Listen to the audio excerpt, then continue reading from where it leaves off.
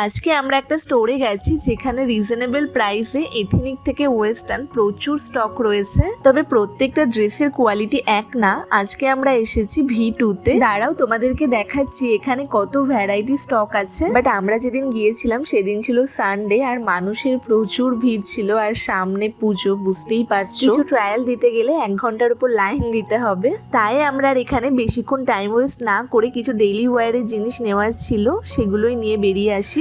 আজ বেসিক্যালি বুনুর জন্যই বেরানো হয়েছে, আমার তেমন কিছুই নেওয়ার নেই। এবার দেখো বিল করাতে এসে কত বড় লাইনে দাঁড়াতে হয়েছে। ফাইনালি স্টোর থেকে বেরিয়ে আমরা দুজন দুটো নিয়ে নিই কাজু লস্যি।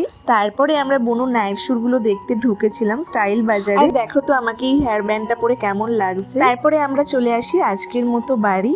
এবার চলো দেখাই তোমাদেরকে আজকে কি কি। এই 3টে নাইট শুট নেওয়া হয়েছে, আর V2 থেকে নেওয়া হয়েছিল 2টো প্লাজো আর একটা। তবে চলো আজকের মতো আসি, টাটা।